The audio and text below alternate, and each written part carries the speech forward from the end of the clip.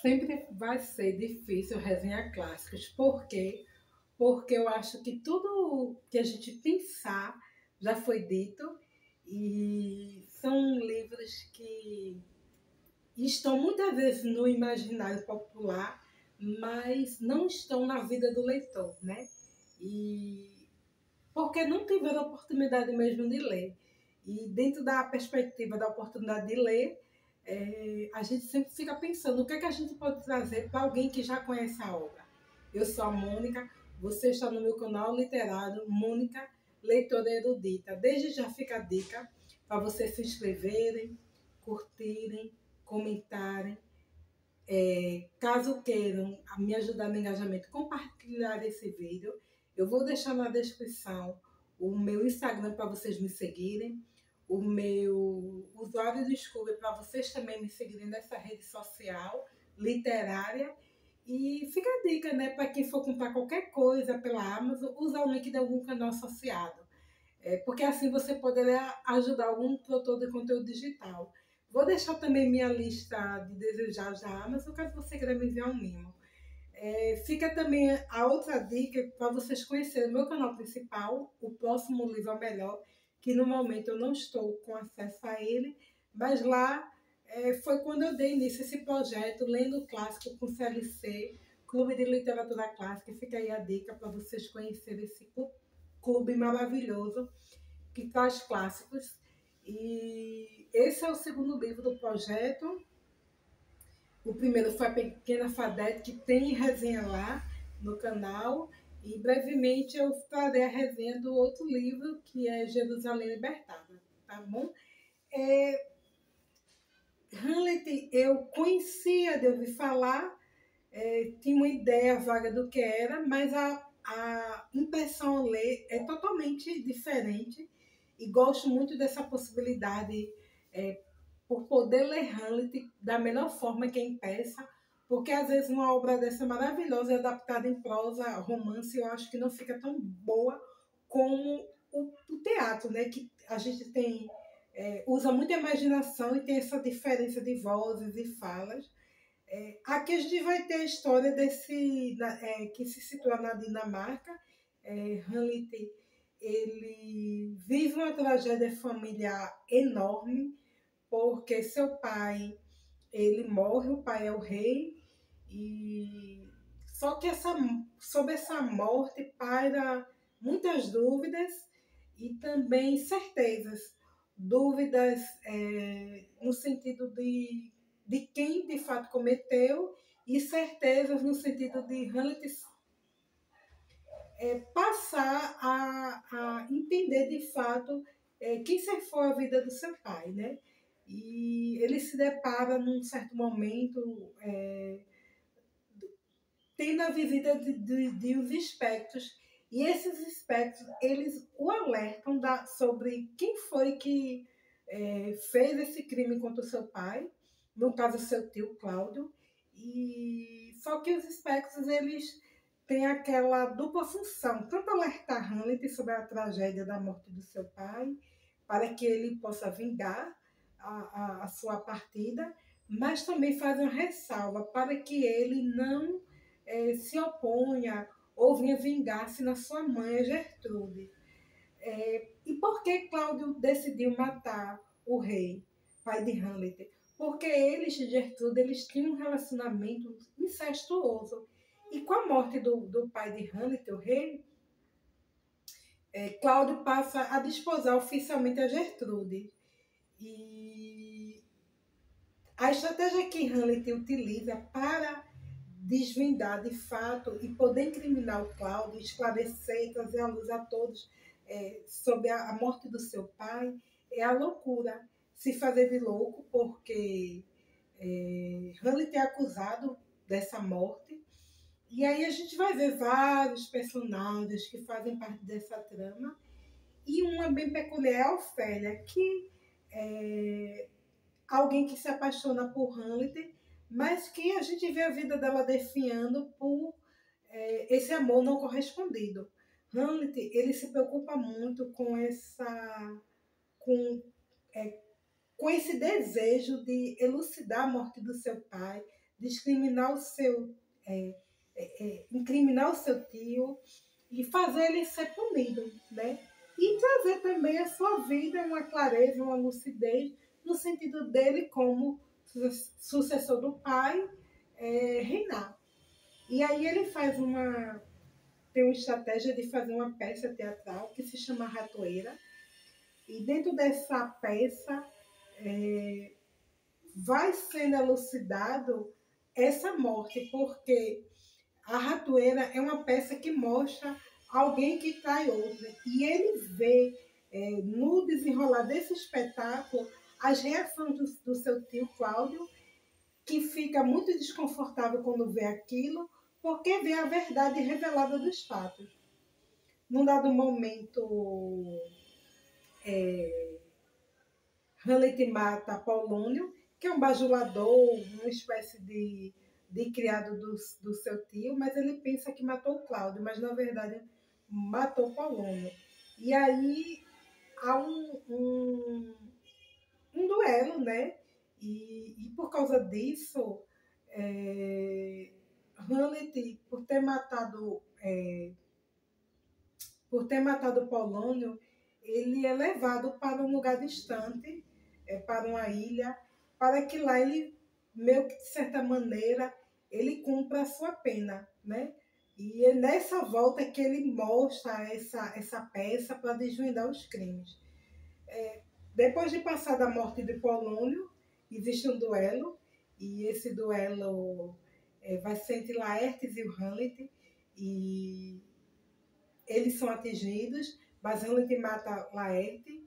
Também chega um momento em que Cláudio oferece uma taça envenenada para tentar matar Hamlet, mas ele não tem êxito e acaba que Gertrudes é morta sem querer por causa dessa peça, por causa dessa taça de vinho.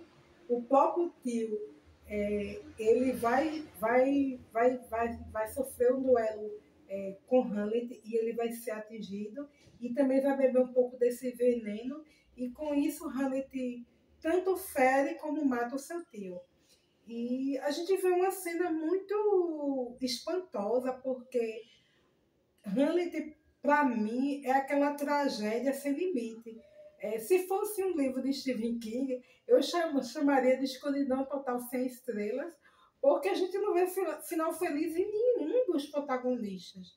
Né? Tanto se a gente pensar no ideal romântico da Ofélia, que ama Hamlet, como o Hamlet que foi injustiçado, sendo incriminado pela morte do pai, perdeu o pai, como a dupla traição por saber que sua mãe tem um caso com o tio e o tio também matou o pai. São sentimentos muito conflitantes dentro de uma tragédia sem limites. Né? Não existe ali uma cadência leve, é sempre tudo muito feroz, muito forte e muito que abrange a todos, né? Hamlet, ele também é ferido, mas ele conta a sua história para Horácio, o seu amigo, que até pensa em se matar, em ver a morte do seu rei, mas Hamlet o convence de que não, para que ele possa dar à luz, fala, a sua história, para que quem não vivenciou e quem não conheceu saiba o porquê do desenrolar de tantas tragédias daquele reino. E aí Horácio conta a Fortibás, que foi um dos que ajudaram Hamlet quando ele foi exilado naquela ilha e o ajudou a voltar para que ele elucidasse os crimes cometidos do seu tio em relação ao seu pai. Eu achei interessante porque eu já li algumas coisas de Hamlet, de Shakespeare, mesmo que não tenha lido tudo, mas li sonetos, li suas tragédias, suas comédias, mas não sabia de onde vinha de fato em termos de leitura, porque citação a gente conhece muito, né, pessoal? Sejamos francos. Mas a célebre frase, se eu não sei, e a gente encontra aqui, e Hamlet, ele traz muito dentro da análise que a gente pode pensar social, política, da ação desse príncipe rei, é um compromisso muito implícito na obra shakespeariana, da responsabilidade dele como monarca, ele desvendar os crimes e trazer à luz aos fatos. Hamlet, ele tem uma responsabilidade muito grande nessa elucidação em termos de fazer justiça.